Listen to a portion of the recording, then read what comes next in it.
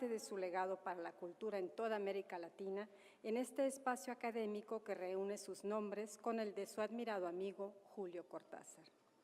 Aquí se han dado cita la inteligencia, la imaginación, la crítica y la razón en busca del diálogo y con las miras de ensanchar nuestra visión sobre la compleja realidad que enfrentamos para incidir en ella y buscar modificarla desde la reflexión y la acción. Esta tarde, en nombre de las autoridades del Centro Universitario de Ciencias Sociales y Humanidades de la Universidad de Guadalajara, tengo el honor de dar una muy cordial bienvenida al escritor cubano Leonardo Padura.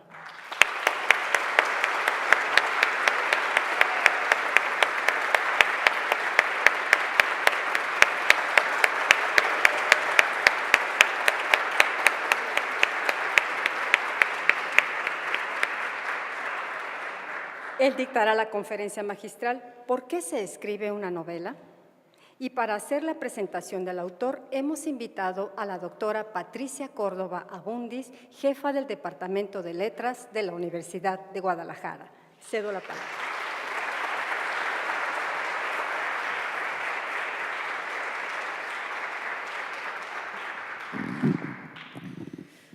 Muy buenas tardes, distinguido señor Leonardo Padura, autoridades de la Universidad de Guadalajara, compañeros universitarios, queridos estudiantes, amigos todos.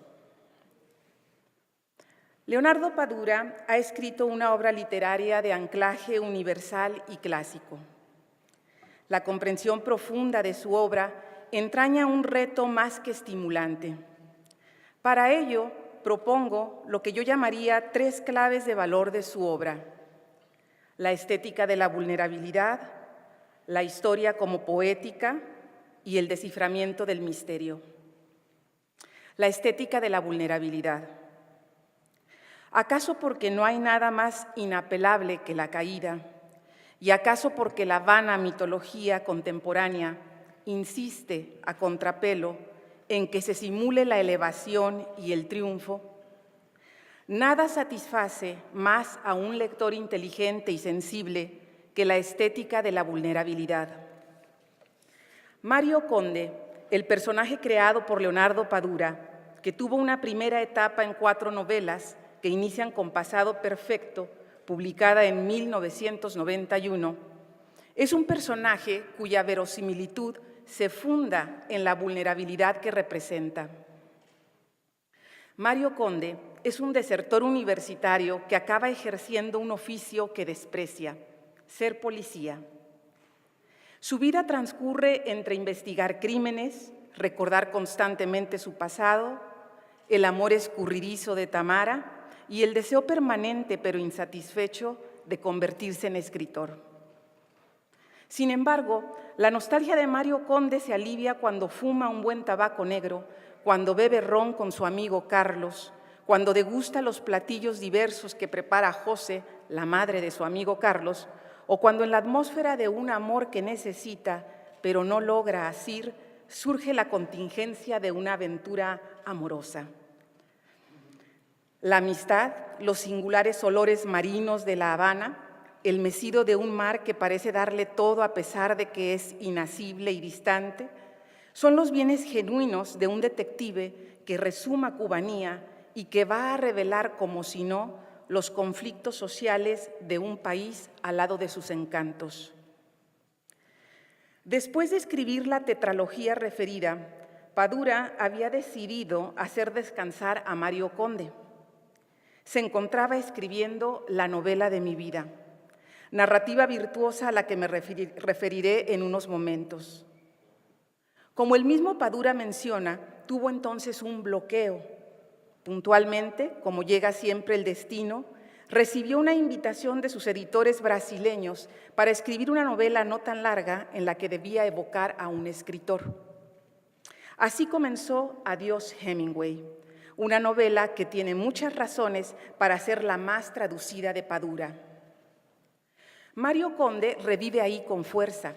Es ahora un policía retirado que trafica con libros y que tiene como misión en esta ocasión eximir de culpa a Ernest Hemingway, porque se ha encontrado un cadáver en Vigía, la finca habanera que habitó el escritor norteamericano en Cojimar.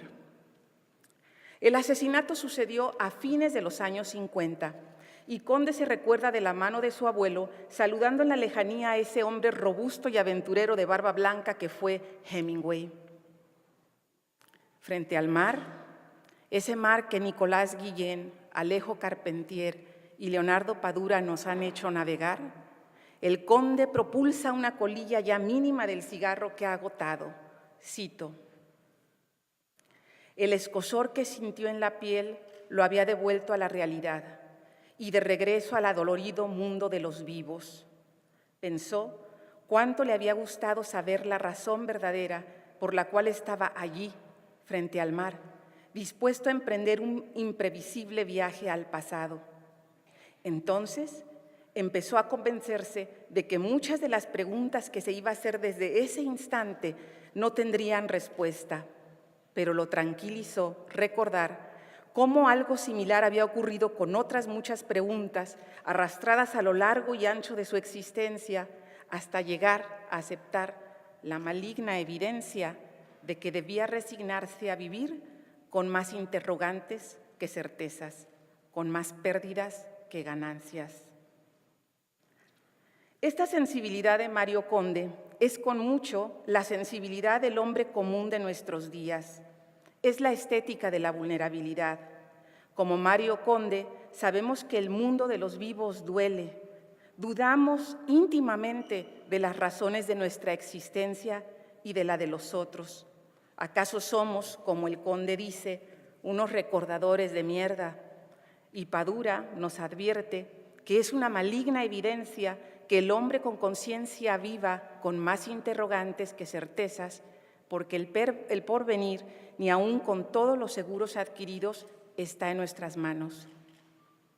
La historia como poética. Con Mario Conde, Leonardo Padura abre un espacio en la historia de la literatura cubana con el que logra desafiar su tiempo porque ignoró el contenido politizado que se solicitaba a las letras nacionales. De alguna manera, esta posición ya la había expresado en Fiebre de Caballos, su primera novela, que, por cierto, cumple 3 décadas este año. Y lo había hecho porque es la historia de un amor juvenil que negó su atención al contenido ideológico correcto. Como Padura explica en su ensayo Escribir en Cuba en el siglo XXI, lo cito, un escritor cubano debía ser además un ser social con suficiente conciencia de clase, del momento histórico, alguien capaz de manejar continuo el arte castrante de la autocensura para evitar el agravio de la censura. Sin embargo, a fines de los 80 y en los 90, al mismo tiempo que las amarras ideológicas y políticas se liberan, cae el muro de Berlín, se debilita la estructura de la Unión Soviética, se procesa en Cuba a hombres de Estado por actos de corrupción, las condiciones económicas se empeoran. Si la microhistoria de Cuba y del mundo se manifiestan a través de la saga de Mario Conde, los grandes acontecimientos históricos forman parte de una poética narrativa paduriana en al menos 2 de sus novelas, La novela de mi vida, de 2002, y El hombre que amaba a los perros, 2009. Me referiré solo a la primera porque considero que ha recibido menor atención y porque está basada en la vida de un personaje entrañable para Cuba y para México, José María Heredia. 3 son los tiempos narrativos que se desarrollan en esta obra. El de Fernando Terry, profesor especialista en Heredia, desterrado de la Universidad Cubana por su incorrección ideológica, pero quien vuelve a la isla e inicia la búsqueda de un misterioso documento autobiográfico del poeta. El segundo tiempo narrativo es el de José María Heredia, a principios del 19, a quien el lector puede apreciar descubriendo su vocación como poeta, iniciándose en los deleites del erotismo y del amor y siendo víctima de las emboscadas políticas primero en Cuba y luego en México. El tercer tiempo narrativo es el del hijo de Heredia, quien deposita un legajo autobiográfico escrito por su padre en una logia masónica. En el enigmático legajo, José María Heredia revela información que compromete a familias y personajes de la isla, por lo que su paradero es incierto. Con la novela de mi vida, Leonardo Padura salda cuentas con la historia que le tocó vivir a Heredia y con fragmentos de la historia de Cuba y de México principalmente. En su narrativa, la historia no es utilizada como fuga, sino como veta que permite explicar nuevamente las contradicciones humanas más flagrantes. José María Heredia creyó prematuramente en la defensa de la independencia de Cuba. Por ello, tuvo que abandonar una isla que él consideró siempre su hogar. Parte de su destierro, Heredia lo vivió en Boston, frente a las cataratas del Niágara. Así reflexiona el poeta a través de la prosa paduriana. Contemplando la caída de las aguas y la subida del rocío, me pareció ver en aquel espectáculo la imagen de mis pasiones y de la borrasca de mi vida. Y nunca como en ese instante sentí el peso tremendo de mi soledad, el lamentable desamor en que vivía, el absurdo infinito que marcaba los senderos de mi vida, haciéndola correr como los rápidos del Niágara por caminos abruptos y fatales. Con los ojos humedecidos por el agua y las lágrimas me pregunté entonces, ¿por qué no terminaba de despertar de mi sueño? ¿Cuándo, Dios mío, acabaría la novela de mi vida y empezaría al fin su realidad? Padura atraviesa los hechos históricos con el ser espiritual, psicológico y filosófico de sus personajes. Su poder imaginativo y creativo dialoga con el mar histórico de la existencia. Por ello podemos decir que en su obra la historia es parte de su poética. El desciframiento del misterio, a manera de conclusión. La historia y la vulnerabilidad humana no serían nada en el universo literario paduriano si éstas no estuviesen entretejidas por aquello que escapa momentáneamente a la razón, el instante inacible del futuro narrativo que puede ser presa de la ilusión, del deseo o de la intriga. El conocimiento secreto siempre entraña una profundidad, la del espíritu, la del pensamiento o la de las acciones del hombre. Padura lo sabe, pero no es su convicción final exaltar las volutas de lo inacible. Leonardo Padura construye portentosos y estratégicos laberintos narrativos que tienen un propósito. Como el poeta Celan, tal vez considera que la realidad no existe, sino que debe de ser buscada y ganada. Padura busca y gana su realidad a través del lenguaje y la estructura de su narrativa. ¿Acaso por ello ha afirmado que escribía como loco para no volverse loco? Cuenta Padura que él fue invitado a un encuentro de novelas policíacas aún antes de haber publicado alguna en su tipo. Me gusta pensar ahora que el halo de su genio literario resonaba ya transparente en los hilos cósmicos de un designio que él ha asumido majestuoso y suave, sutil y contundente. Leonardo Padura, seas muy bienvenido a esta tu casa, la Universidad de Guadalajara.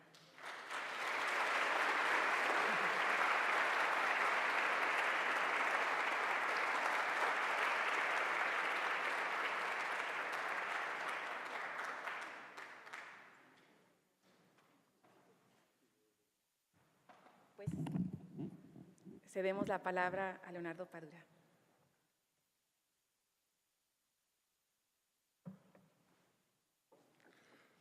Buenas tardes. Buenas tardes.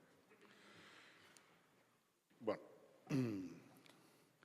por supuesto que quiero agradecer a todas las autoridades universitarias que nos brindan este espacio, que nos brindan la universidad como un espacio de encuentro, pero muy especialmente a la Cátedra Cortázar, que tuvo tengo yo el honor de haber sido invitado por ella, un espacio de debate, confrontación, expresión, por el que han pasado tantas personalidades importantes No estoy seguro, creo que soy el primer cubano que es invitado a participar en esta cátedra, lo cual duplica mi orgullo y mi agradecimiento, especialmente a la doctora y a todo su equipo de trabajo que han tenido que ver con este seminario que he realizado en esta semana.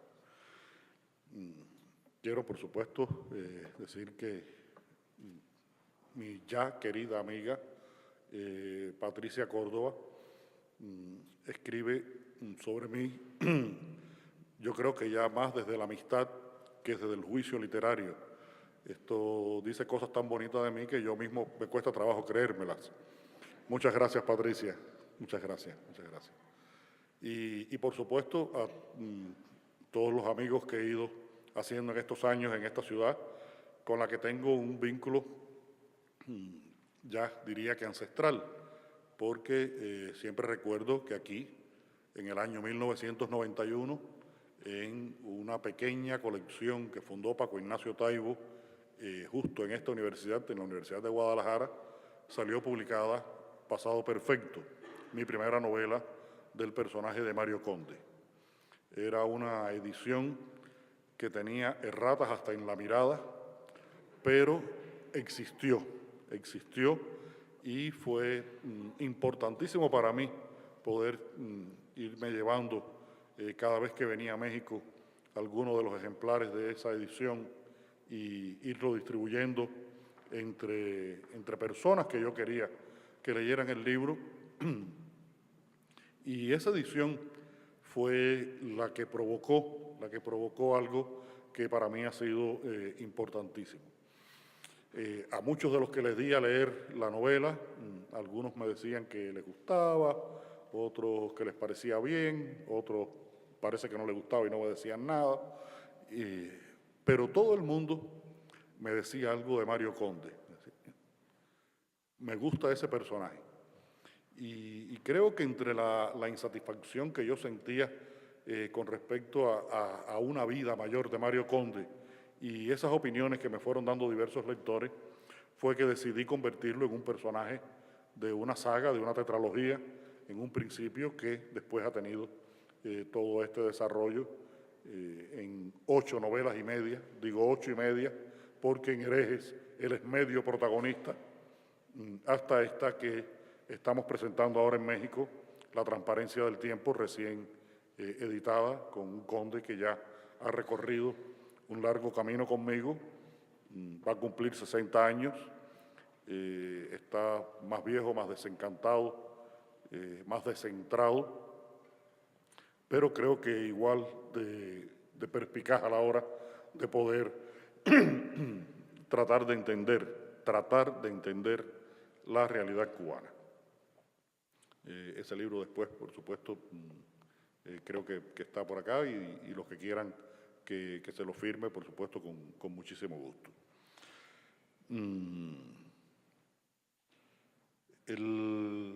La conferencia que voy a leer hoy, que de alguna manera cierra el curso que di con un grupo de estudiantes allá en el recinto de la cátedra, el curso lo organicé a partir de un intento de estudio. Yo siempre digo que cuando trato de hacer estos cursos me gusta más que los estudiantes se vayan con preguntas antes que con respuestas. Creo que las preguntas los obligan a pensar otra vez, varias veces lo que se ha visto. Y lo organicé a partir de lo que yo llamo las amistades peligrosas entre el cine y la literatura, como ha habido a lo largo de más de 100 años una relación muy intensa, muy compleja entre cine y literatura.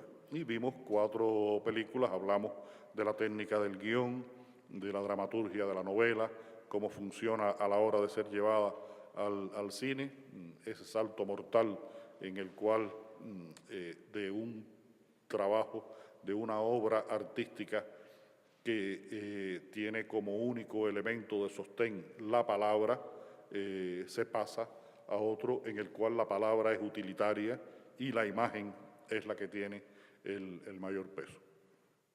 Y hablamos mucho del guión, hablamos algo de la novela y quiero cerrar hoy este ciclo leyendo un ensayo breve sobre precisamente la novela, que es la práctica que más me satisface a mí realizar, pero a partir de una pregunta que no es la más habitual que se hagan los lectores e incluso muchos de los escritores. Y la pregunta es, ¿para qué se escribe una novela? Primera parte, la razón de ser de la novela. ¿Qué es una novela? Hecha en pleno siglo XXI, cuando la novela moderna está cumpliendo sus 4 siglos de existencia y luego de que algunos se atrevieran a anunciar y hasta celebrar su muerte como forma literaria, esta podría ser una pregunta absurda, de las preguntas llamadas de perogrullo. Pero todo el mundo sabe, porque todo el mundo sabe qué cosa es una novela. Es más, muchas personas en el mundo incluso hasta han leído seguramente alguna, firmada tal vez por Corín Tellado, por Marcial Lafuente Estefanía o por J.K. Rowling, la creadora de Harry Potter, pero novelas al fin y al cabo. Y si quisiéramos saberlo sin demasiadas complicaciones, siempre podemos acudir al diccionario de la Academia, que nos resuelve el problema de manera expedita, asegurando que una novela es una ficción o mentira en cualquier materia. Una ficción o mentira en cualquier materia. Para los escritores de ficción, para los especialistas y teóricos, para los lectores interesados, sin embargo, la pregunta puede tener otros códigos mucho más enrevesados. Porque pocas cosas son tan fáciles y a la vez tan difíciles de definir en el mundo y en la historia del arte como la novela.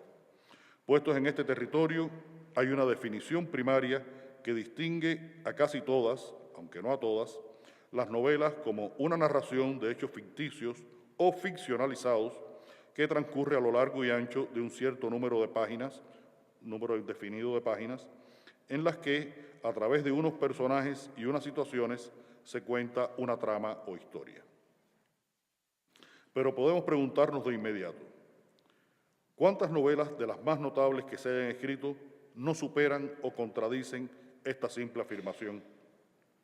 No existen novelas en las que la ficción apenas ocupa un espacio ante el reinado de los hechos históricos y documentados o tomados incluso de la realidad. Es tan novela El Quijote, con sus 800 páginas, como El extranjero, con sus apenas 100.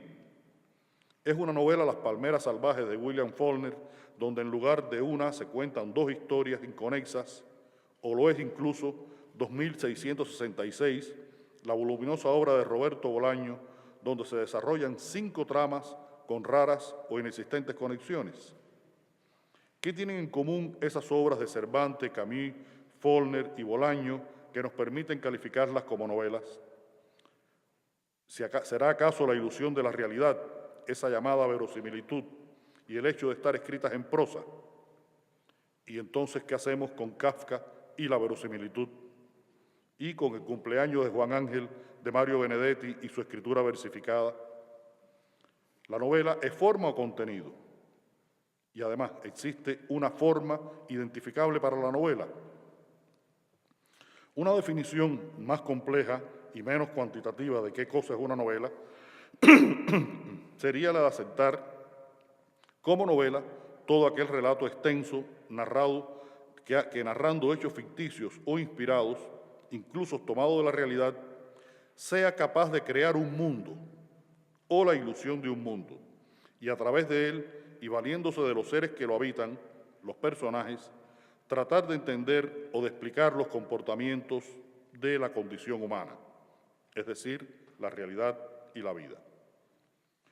Para cumplir tal propósito, el novelista escoge, con relativa libertad, una forma que a su juicio resulta la más apropiada para expresar sus intenciones, y de este modo crea una estructura o arquitectura que es común a muchas novelas, pero que puede y suele ser singular, irrepetible o irrepetido en detalles y soluciones narrativas y dramáticas. Todas estas indefiniciones, posibilidades, variantes y generalidades están relacionadas con un elemento metafísico que también distingue a la novela de otras manifestaciones literarias como son la poesía y el teatro. Y esa definición es la enorme libertad de que disfruta la novela como forma y el novelista como creador.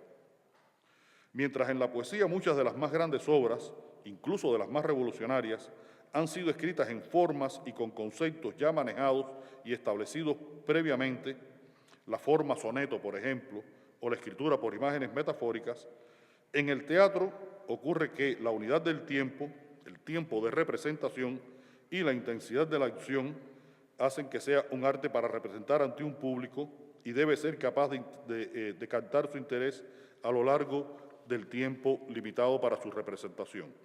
Esas son características comunes a sus cultores, tanto hasta el punto que lo único que distingue a Shakespeare de sus colegas contemporáneos Marlowe y Johnson no es la estructura dramática empleada, ni siquiera los asuntos escogidos, sino apenas el genio excepcional del primero en el uso del lenguaje y en la creación de personajes que han logrado convertirse en prototipos. Lady Macbeth, Romeo, Julieta, Otelo, Hamlet. La forma novela, en cambio, no ha sido fijada nunca y nunca podrá ser fijada, ya que una de las condiciones de su vitalidad es su constante evolución formal, pues en cuanto a su concepto esencial, siempre aparece a su concepto esencial, que es expresar las manifestaciones de la condición humana, o sea, eso que Milán Kundera llama intentar comprender la vida que es para él la razón de ser de la novela, siempre aparece de un modo u otro en las piezas de esta modalidad literaria y con mayor profundidad en las obras más trascendentes del género. Aparece en las 100 páginas del Extranjero y en las 800 del Quijote, en el mundo alterado de El Castillo de Kafka y en la mirada casi testimonial y cercana a los tiempos y los acontecimientos narrados de Por quien doblan las campanas de Hemingway. Y con menor hondura en la legión de muestras trascendentes o trascendidas, aunque no prescindibles, creadas a lo largo de la historia, de su historia, como manifestación artística peculiar. La novela, en tanto ejercicio literario y procedimiento de comprensión del ser humano, habita, pues, en el reino de la absoluta libertad creadora, una libertad a través de la cual el artista intentará, con mayor o menor fortuna, con mayor o menor talento, develar comportamientos y actitudes del alma humana. Eso que Flaubert, en su defensa ante las críticas de sus contemporáneos, proclamó con elemental profundidad como su más anhelada intención. Dijo Flaubert: siempre me he esforzado en llegar al alma de las cosas. En busca de una definición posible de la novela o del arte de la novela, Milán Kundera, en algunos de cuyos juicios me he estado apoyando, nos propone una necesaria distinción de su singularidad estética en su revelador ensayo El telón. Dice allí Kundera: nunca hay que olvidarlo. ¿De qué termina? Nunca hay que olvidarlo. Las artes no son todas iguales. Cada una de ellas accede al mundo por una puerta distinta. De entre esas puertas, una de ellas está reservada en exclusiva a la novela. He dicho en exclusiva, sigue Kundera, porque la novela para mí no es para mí un género literario, una rama entre otras ramas de un único árbol. No se entendería nada de la novela si se cuestiona su propia musa, si no se ve en ella un arte sui generis, un arte autónomo. La novela, dice él, tiene su propia génesis, situada en un momento que solo pertenece a ella. Tiene su propia historia, marcada por períodos que le son propios. El paso importante del verso a la prosa en la evolución de la literatura dramática no tiene equivalente en la evolución de la novela. Las historias de esas dos artes no son sincrónicas. La novela tiene su propia moral, lo dijo Hermann Broch. La única moral de la novela es el conocimiento. Es inmoral aquella novela que no descubre parcela alguna de la existencia hasta entonces desconocida. Así pues, llegar al alma de las cosas, dar el buen ejemplo, son dos intenciones distintas e irreconciliables. La novela tiene su relación específica con el yo del autor para poder entender la voz secreta apenas audible del alma de las cosas. El novelista, contrariamente al poeta y al músico, debe saber acallar los gritos de su propia alma. La novela tiene su propio tiempo de creación. Dice algo que me parece que es fundamental. La escritura de una novela ocupa toda una época en la vida del autor, quien al terminar el trabajo ya no es el mismo que al empezarlo. Y termina diciendo, la novela se abre al mundo más allá de la lengua nacional. Ahí termina la cita de Kundera. Entonces, ¿cuál es el camino para que este arte singular y libérrimo, que es la novela, pueda llegar a cumplir sus fines? ¿Qué medio puede revelar mejor el alma de las cosas? O, ya en el territorio más específico de los estudios literarios, ¿cuál es el recurso más trabajado para que, acudiendo a unas estructuras siempre en movimiento, para que dentro de una relación con el universo verosímil o inverosímil, para que en cualquier lengua conocida o desconocida y en mayor o menor cantidad de páginas se pretenda y hasta se consiga realizar ese esquivo empeño de intentar comprender la vida y se escribe un texto que pueda ser considerado una novela? Ese recurso, por supuesto, somos nosotros, el sujeto y el objeto de las novelas, las personas y sus pasiones, con sus pensamientos y reflexiones más íntimos y variados, entes como nosotros, convertidos en personajes que arrastran sus dramas vitales y existenciales gracias a un creador que, para lograr lo que se propone, puede tomarse todas las libertades. Segundo aspecto, ¿de dónde salen las novelas? En su novela El mapa y el territorio, el escritor francés Michel Houellebecq revela, desde su perspectiva, el enorme grado de irracionalidad y misterio que envuelve el acto creativo que antecede y concreta la escritura de una novela. El novelista hace decir a un personaje que se llama nada más y nada menos, y precisamente Michel Houellebecq, que también además es novelista, le hace decir, cito, para empezar la escritura de una novela hay que esperar a que todo se vuelva compacto, irrefutable. Hay que esperar a que aparezca un auténtico núcleo de necesidad. Uno mismo nunca decide la escritura de un libro.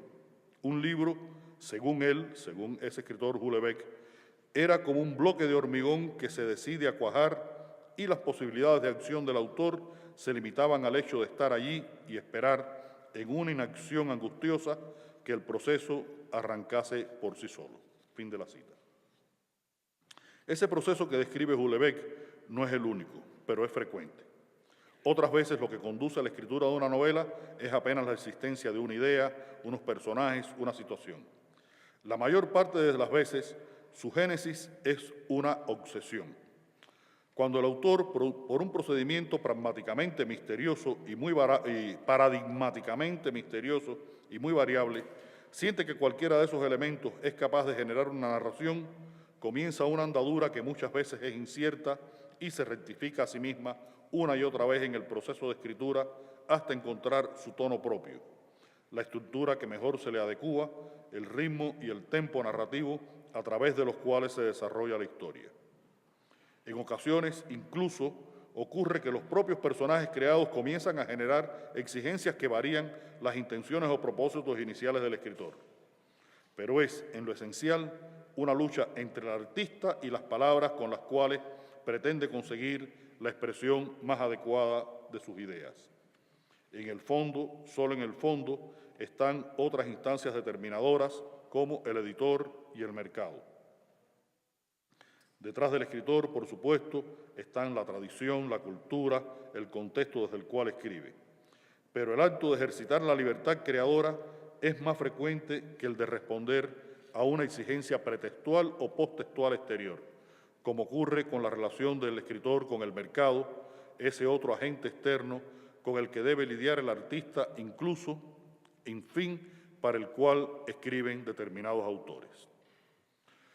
Para ejemplificar esta relación, no tengo mejor modelo a mano que el de mi propia experiencia en la escritura de una novela nacida de mis obsesiones.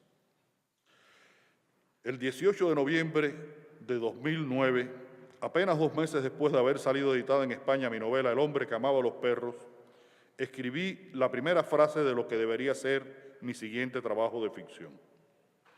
A diferencia de otros proyectos en que me he enfrascado, desde antes de comenzar la dura y presumiblemente dilatada tarea de intentar escribirlo, para ese nuevo trabajo, quizás porque tenía muy claros mis propósitos, ya me acompañaba un título capaz de orientarme en el mar de posibilidades que suele desplegar ante el escritor la intención de lidiar con una idea en trance de convertirse en novela. Esa idea se titularía Herejes, pues con ella pretendía expresar una constatación dolorosa, la dosis de herejía que, en distintas sociedades, momentos históricos y vidas individuales, podía revestir la pretensión de poner en práctica un libre ejercicio del albedrío individual, o sea, el natural deseo de ejercitar la libertad que, por voluntad divina o por consecuencia evolutiva, solo los seres humanos tenemos la posibilidad y la capacidad de buscar conscientemente.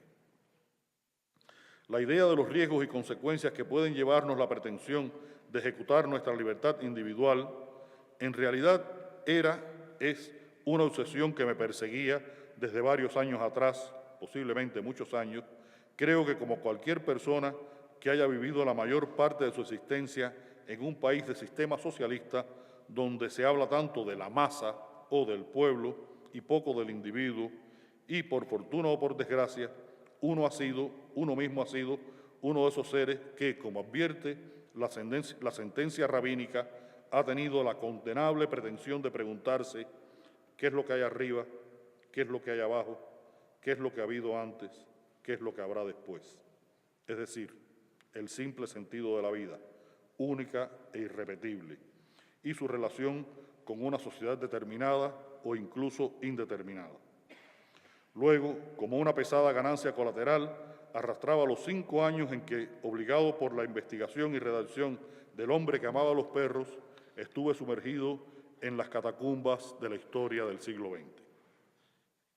El hecho de haber estado viendo de frente y desde dentro algunos de los episodios más demoledores de ese tiempo no hicieron más que avivar esa obsesión y conducirme ante la evidencia de que, como el novelista que soy, el único modo de exorcizar esa presencia era, por supuesto, escribiendo una novela dedicada a las dramáticas consecuencias que, a lo largo de la historia, ha tenido la intención humana de sentir la necesidad, el deseo, la compulsión o el arrebato de ejercitar nuestra libertad y de pretender hacerlo. Pero entre una obsesión abstracta casi filosófica y el complicado proceso de escribir una novela existe un largo trecho, lleno de obstáculos y retos. Porque no basta con la reflexión documentada sobre los orígenes o consecuencias del problema que lo persigue y perturba a uno. En una novela, al menos en el modo en que entiendo y practico su escritura, la reflexión debe convertirse en carne humana que, puesta en el asador de ciertos acontecimientos comprobados o posibles de la historia, despida humo, olor a chamusquina, supure grasa y provoque conmociones no solo filosóficas, sino y sobre todo dramáticas, definitivamente humanas, es decir, que funcione como una novela y se asome al alma de las cosas. El pretexto debe convertirse en texto. ¿Cómo puede un joven cubano del siglo XXI, de ahora mismo, lanzarse en Cuba, dentro de Cuba, a un ejercicio de su libre voluntad? Las respuestas a esta pregunta pueden resultar dolorosas, pero fatal o necesariamente pueden también cargarse de un carácter político, más porque se trata de Cuba, y por tanto circunstancial como todo lo político.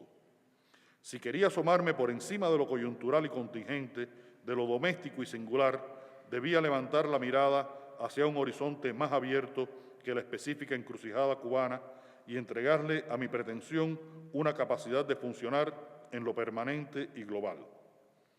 Fue al adquirir esa convicción cuando la persecutora obsesión me complicó la vida de la mejor de las maneras posibles, pues me obligó a la ambición de universalizar el conflicto de ese joven cubano para hacerlo históricamente trascendente y sacarlo de su coyuntura específica, pero sin que en ese traslado perdiera su carácter típico que tanto me interesaba, el de un joven cubano de hoy, aunque conectándolo con un deseo, la libertad, que desde hace mucho acompaña al hombre. Y fue de esa certeza de donde salió la idea de que no bastaba escribir sobre una herejía local y cercana, sino sobre varias herejías posibles en el tiempo humano. Tercera parte. ¿Por qué se escribe una novela? A lo largo de los últimos años, desde que salió de la imprenta la edición española del hombre que amaba a los perros, quizás la pregunta que más veces me han hecho los periodistas y los lectores ha sido la complicada cuestión de por qué decidí escribir esta novela, o en una versión incluso más metafísica de la interrogación, han querido saber de dónde me vino la idea de escribir una novela que, tomando como eje dramático la preparación y ejecución del asesinato de Trotsky a manos del comunista español Ramón Mercader, realizara el examen de las causas y consecuencias de la perversión de una utopía igualitaria que marcó la historia y tantos sueños y pesadillas del siglo XX. Según esté de ánimo y de acuerdo a los propósitos del entrevistador o el carácter del auditorio de donde parta la interrogación, incluso teniendo en cuenta el tiempo o el espacio de que dispongo para la argumentación, suelo acudir a un par de respuestas a estas dos o en realidad única pregunta. Una confesión rápida y precisa. Pensé escribir esta novela para superar mi ignorancia forzada del asunto del cual trato en el libro, pues, como cubano, casi toda la historia que narro en la novela, que es incluso parte de mi propia historia, era para mí una mancha oscura forjada por la imposibilidad de acceder a la información capaz de colorearla. La segunda respuesta, que puede ser muy extensa y que ahora sintetizo al máximo, se relaciona precisamente con la acumulación de experiencias vitales que van desde la conmoción que me provocó visitar por primera vez en el cada vez más lejano año de 1989 la casa donde fue asesinado Ries Davidovich Trotsky en Coyoacán, México. Pasan por la revelación de que bajo el seudónimo de Ramón o Jaime López y en el mayor anonimato, el asesino de Mercader había vivido en La Habana los 4 años finales de su vida, los que van del 74 a 1978, y por tanto había convivido conmigo en mi ciudad en mi tiempo histórico.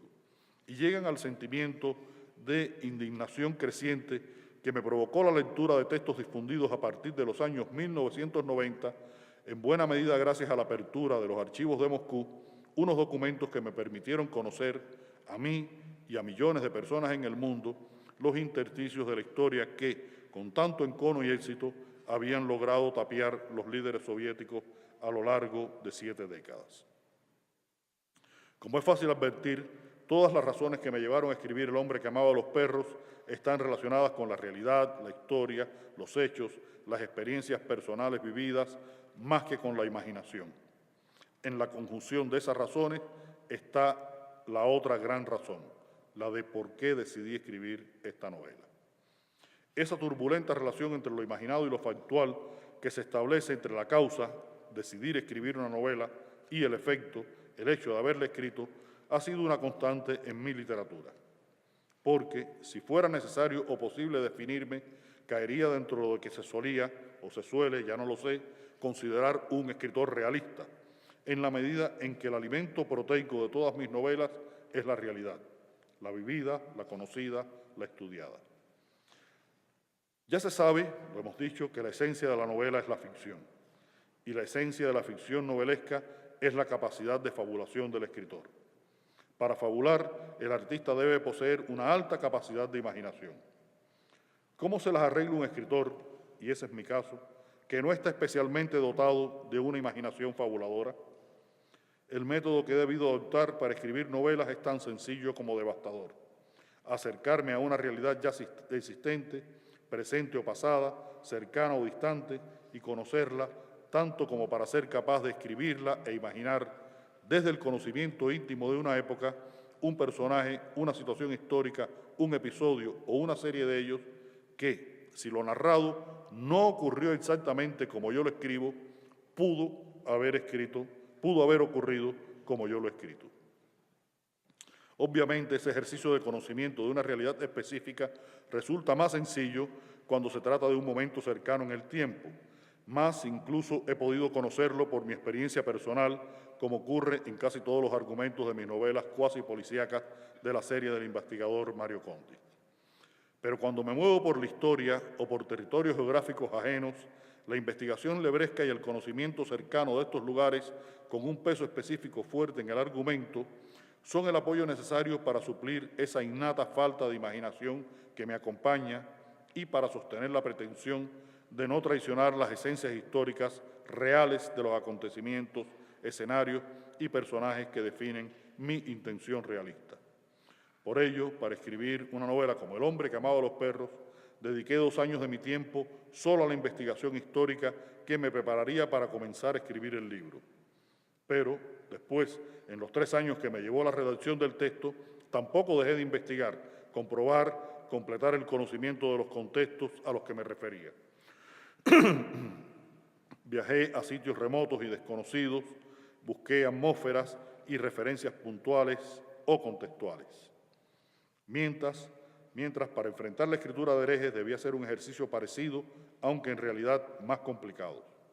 Además de permearme con el conocimiento de la historia y los lugares de la historia que iba narrando, debí estudiar la técnica artística y la personalidad compleja de Rembrandt y, lo más enrevesado, tratar de penetrar en la historia, el pensamiento y la personalidad de un judío, y no solo de un judío, sino de 2 judíos.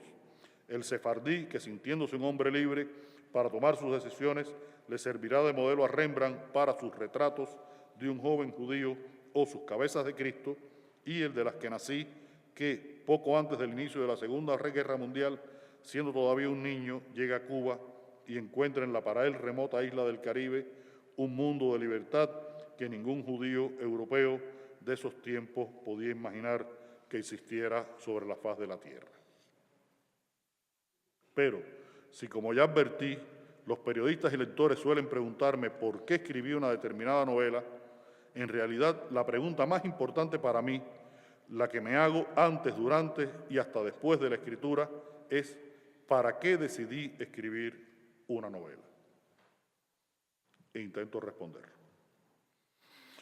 En su ya citado ensayo El telón, Milán Kundera reflexiona, cito a Kundera: por las calles de Praga deambulaban los soldados rusos y yo estaba aterrado por la idea de que una fuerza aplastante fuera a impedirnos, a los checos, ser lo que éramos, y al mismo tiempo comprobaba, atónito, que no sabía cómo ni por qué nos habíamos convertido en lo que éramos. No estaba ni siquiera seguro de que un siglo antes hubiéramos elegido ser checos. Y no era conocimiento acerca de los acontecimientos históricos lo que me faltaba. Necesitaba otro tipo de conocimiento, un conocimiento, como habría dicho de Flaubert, que llega al alma de una situación histórica y capta su contenido humano. Tal vez una novela, una gran novela, me habría hecho comprender cómo los checos de entonces habían vivido su decisión, la de ser checos y no alemanes. Pero nadie escribió una novela semejante. Hay casos en que la gran ausencia de una novela es irremediable. Fin de la cita de Kundera. Esta revelación dolorosa que asaltó a Kundera en un momento crítico de su vida y de la historia de su país, en una encrucijada clave de su propia existencia individual y nacional, nos permite empezar a entender algo muy preciso sobre el devenir y el destino de una pequeña nación. Decía Kundera, estaba aterrado por la idea de que una fuerza aplastante fuera a impedirnos a los checos ser lo que éramos, y al mismo tiempo comprobaba, atónito, que no sabía cómo ni por qué nos habíamos convertido en lo que éramos.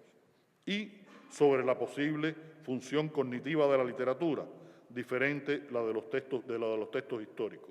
Pues, como dice Kundera, tal vez una novela, una gran novela, me habría hecho comprender cómo los checos de entonces habían vivido su decisión de ser checos y no alemanes.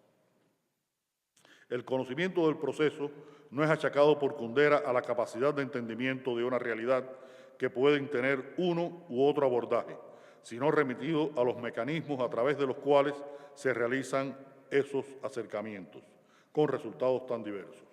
En un caso, el análisis científico, documental, factual.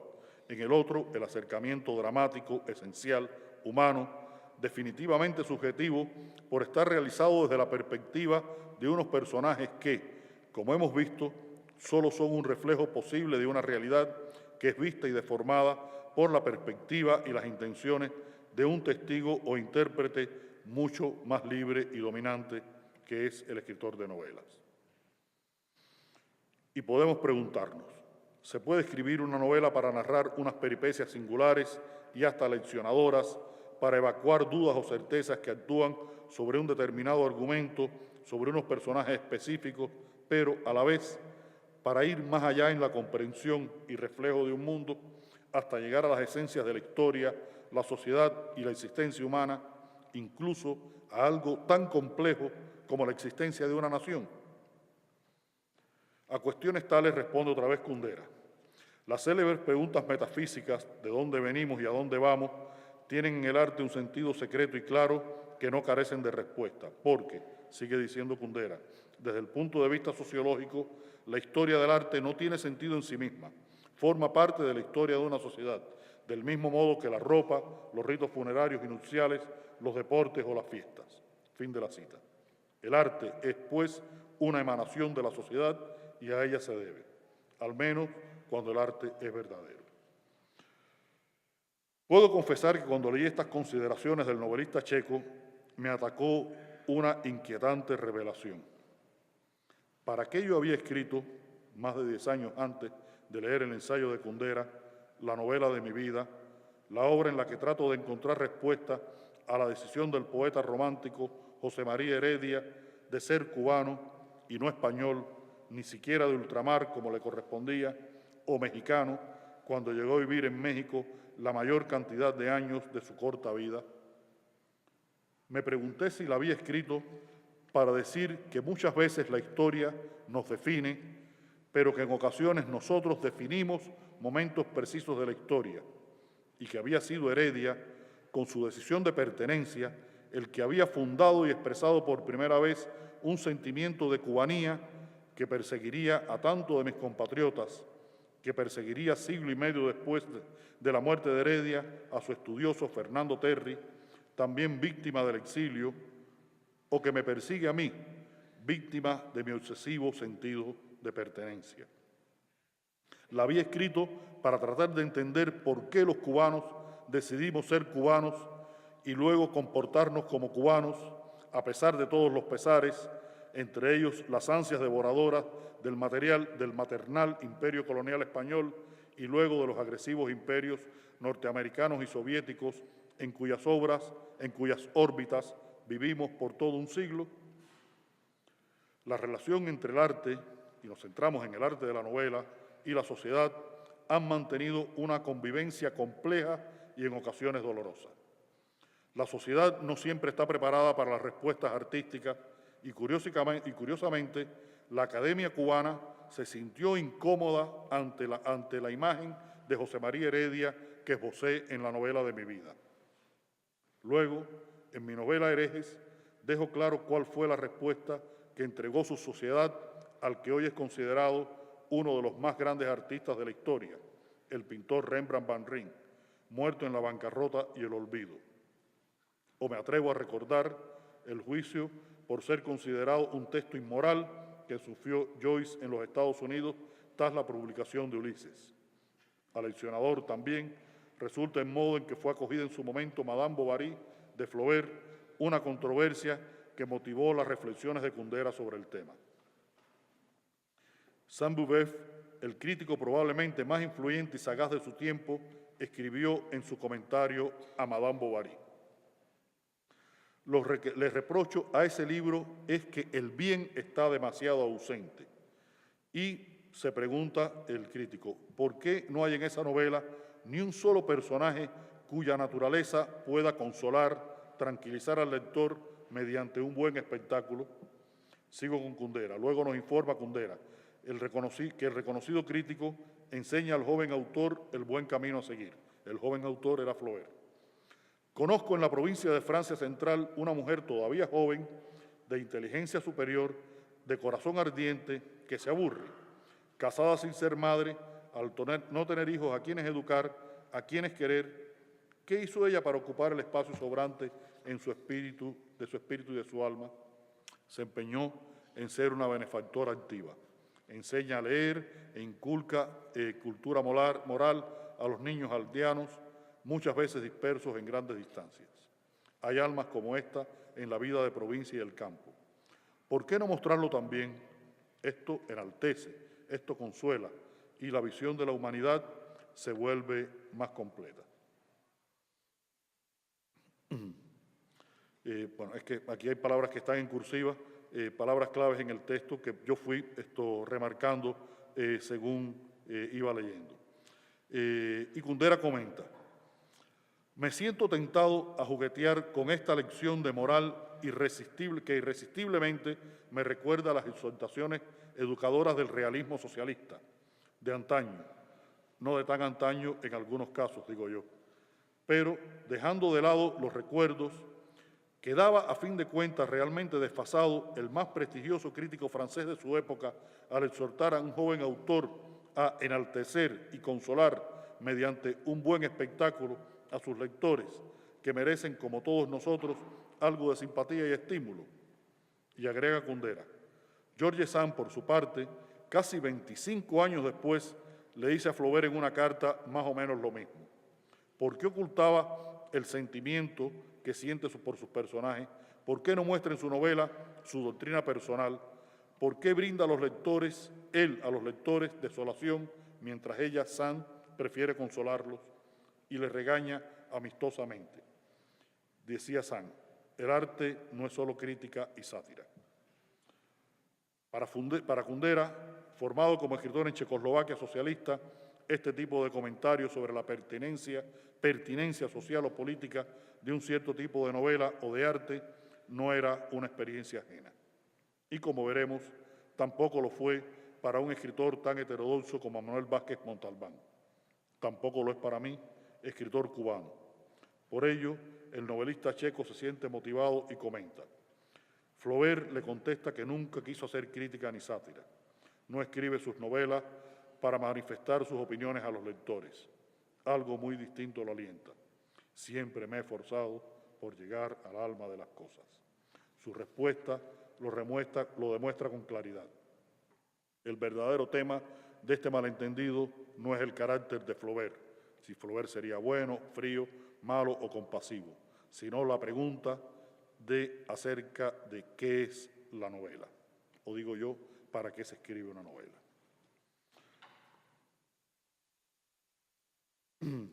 Manuel Vázquez Montalbán, un autor lúcido, sagaz y heterodoxo, hizo una reflexión capaz de complementar estas que hemos venido siguiendo, en la cual alude directamente a una función posible de la literatura en la sociedad.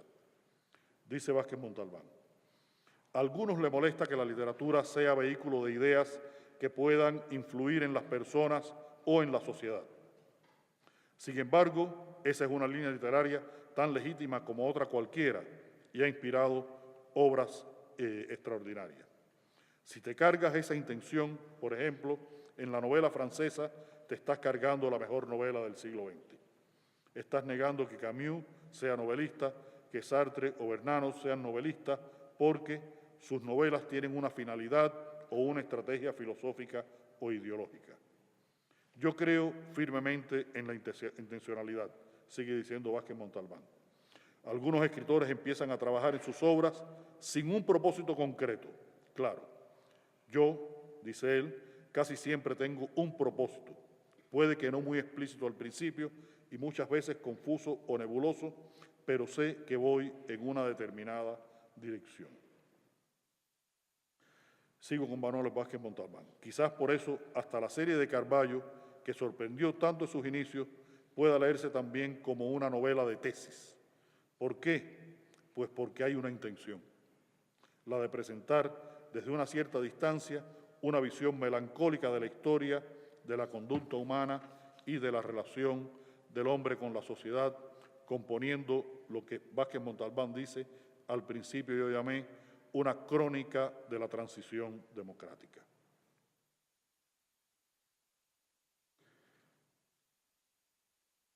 Luego sigue Vázquez Montalbán. Cuando he visto que las novelas de Carballo se recibían tan bien en muchos otros países, he pensado que reflejan no solo la transición española, sino también un concepto general de transición. Me parece que con Carballo se ha entendido bien por qué refleja la gran desilusión post-68, que está presente en todo lo que yo escribo. Y no lo refleja por la referencia concreta a ese mes de mayo, sino por el hecho de que un intelectual italiano, por ejemplo, de más o menos mi edad, experimenta una melancolía cómplice, una frustración histórica similar a la que puede vivir Carballo. Esto es lo que convierte estas novelas no solo en novelas de la transición española, sino también en novelas de otra transición mucho más amplia, la transición de cierta esperanza progresista, ya no comunista ni socialista, solamente progresista. Vázquez Montalbán nos lleva directamente ante la problemática de la tan debatida cuestión de la finalidad o de la intencionalidad en el ejercicio literario, ese para qué, en ocasiones confundida con el llamado compromiso, aunque no sean lo mismo, en tanto el compromiso remite casi de modo directo a una participación política que puede formar parte de la intencionalidad, pero no la agota, pues la intencionalidad es más generosa y diversa. Y argumenta el novelista español que se puede escribir para expresar algo que está relacionado con la comprensión y el reflejo del mundo. Es decir, en su literatura y en mucha de la que se escribió en el siglo XX, no se trabajó desde la inocencia, desde el descubrimiento de una trama activa, sino desde la finalidad más abarcadora y a la vez precisa, perseguida por intenciones ideológicas más complejas relacionadas con la actitud artística y el perfil civil del escritor. Y para abundar en su visión de este propósito socioestético, al explicar para qué escribe sus novelas, el español abunda. A raíz de eso, del agotamiento de un tipo de literatura que él calificaba de ensimismada, sentí la necesidad de recuperar la protección de la convención, de rescatar una cierta convención literaria de tipo narrativo a través de un planteamiento tradicional, pero distanciado por la ironía. Lo que intento hacer en todos los casos es un tipo de novela mediante la que pueda reflexionar, sancionar, darme opinión sobre lo que ocurre a través de Carballo, que es como mi medio. Fin de la cita. Junto a la intención explícitamente anotada, el escritor explica algunas de las estrategias de las que se valió para alcanzar sus objetivos. O sea, se atreve a revelarnos no solo para qué se escribe una novela, sino cómo escribió alguna de ellas para alcanzar los fines estéticos y extraestéticos generados por su intención. ¿Cuál es, entonces, la pertinencia esencial y reveladora de la pregunta ¿para qué se escribe una novela? Es en realidad importante saber para qué se escribe una novela. Al parecer, como lo ratifican las opiniones antes anotadas, para algunos escritores es esencial saber para qué se escribe una novela. Incluso puede ser tan importante como saber el modo o los modos en que se va a escribir. Pero, ¿y para el lector? ¿Es trascendente para el lector? ¿O quien lee un libro simplemente puede limitarse a la satisfacción estética o cognitiva o lúdica que éste le provoque? Cierto es que el receptor de una obra de arte, al juzgarla, no tiene que tener en cuenta las condiciones en que dicha obra fue realizada, ni las coyunturas específicas que le dieron origen, sino la obra en sí y sus cualidades estéticas. No obstante, sospecho para el lector que no es un simple consumidor de letra impresa, resulta también crucial ese conocimiento, pues en las novelas que nacen con una finalidad, con una intención que va más allá de las peripecias de una trama, conocer o entender las intenciones más profundas que explican para qué fue escrita una determinada novela, abre las puertas de una comprensión más acabada del hecho artístico que incide en el conocimiento de mecanismos sociales, políticos e existenciales. Y siempre recuerden que Flaubert escribía para llegar al alma de las cosas, propios de una sociedad o incluso de la sociedad en su conjunto y de la condición humana en su abarcador espectro de manifestaciones y comportamientos.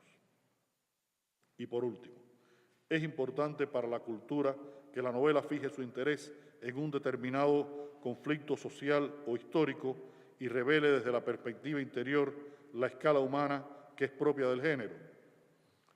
Pues justamente una novela capaz de conseguir ese propósito es lo que reclamó Milán Kundera para clarificar algo tan esencial como la existencia de la idiosincrasia checa, o lo que Vázquez Montalbán se propuso al escribir su crónica sentimental de la transición española, y lo que nos hace sospechar que no solo es importante, sino en ocasiones imprescindible para muchos autores y, por supuesto, para los lectores, pues la novela llega a rincones vedados a otros tipos de conocimiento.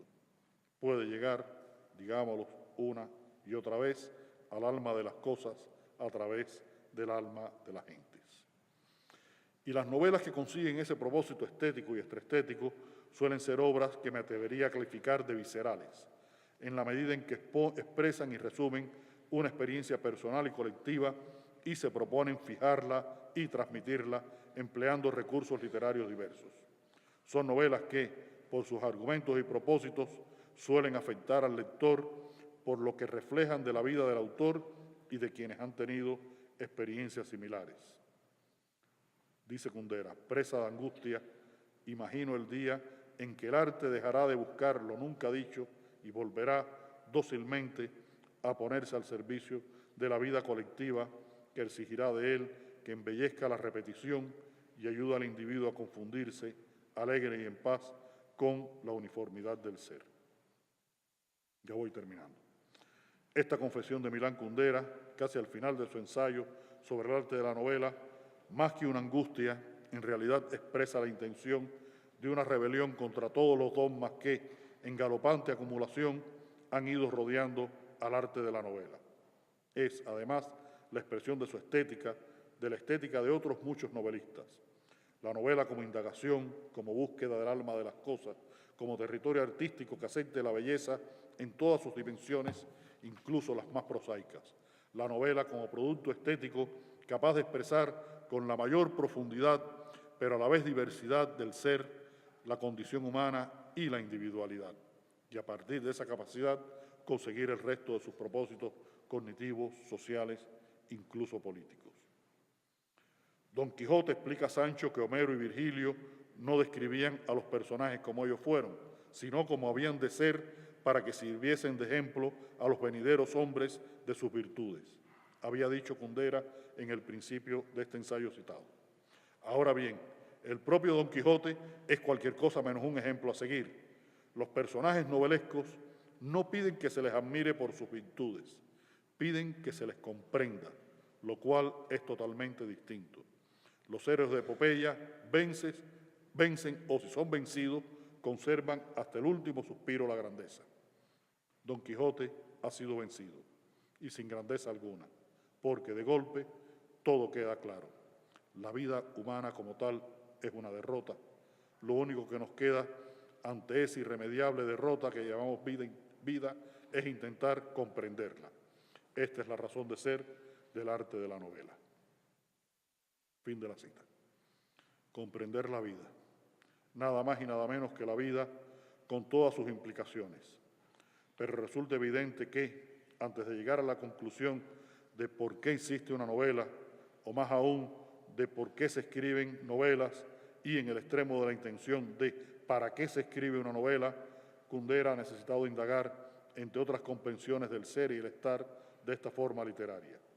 En esta búsqueda debió retroceder hasta la afirmación del fundador de ese arte, Henry Fielding, para quien, y estamos ahora en la primera mitad del siglo XVIII británico, el alimento que proponemos aquí a nuestro lector, se refiere Fielding a Tom Jones, no es otro que la naturaleza humana. Frase que Kundera subraya, pues lo lleva a concluir que la trivialidad de esta afirmación es solo aparente. Nadie le había concedido a la novela un objetivo tan general y por tanto tan exigente, tan serio como el examen de la naturaleza humana. Nadie habría elevado la novela al rango de una reflexión sobre el hombre como tal. Pues, agrega más adelante, una invención novelesca es un acto de conocimiento que Fielding define como penetrar rápida y cejadamente en la verdadera esencia de todo lo que es objeto de nuestra contemplación. Podemos confirmar entonces que la novela también tiene un para qué. Se escribe una novela para revelar el conocimiento de la naturaleza humana, para testimoniar algo tan trascendente como esa derrota que es la vida y que muchas veces se muestra esquivo a los tratados filosóficos, o para cuestiones más específicas de muy diverso carácter, como intentar saber por qué los checos son checos y los cubanos somos cubanos. Las grandes novelas siempre consiguen el efecto de conmovernos, acercándonos a una nueva o mejor comprensión de la vida y la naturaleza humana. Ese es el para qué capaz de identificarlas a todas. Esa es la razón para la que se escribe, pues si bien la vida es una derrota y no nos queda otra alternativa que tratar de comprenderla, también es cierto que en la comprensión a través de la literatura hay una proyección social hacia afuera del escritor, una forma no solo de testimoniar, sino también de rebelarse contra la perversión, la barbarie, el dolor y de compartir ese testimonio y esa rebelión con unos seres increíblemente cercanos que son los lectores. Al fin y al cabo, no solo por mí, sino también por ellos, por ustedes, los presuntos lectores, siempre me pregunto, ¿para qué voy a escribir un libro? Y si a un novelista le falta esa pregunta, aunque sea en el fondo de su conciencia, su literatura pagará las consecuencias. Muchas gracias.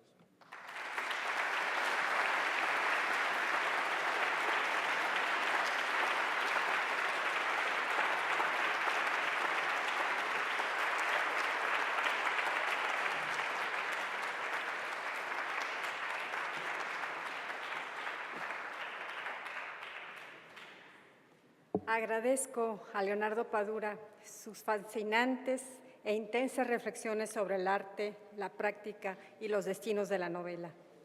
A Patricia Córdoba, muchísimas gracias por tan excelente presentación, informada y concisa. Y a todos ustedes, muchas gracias por asistir esta tarde.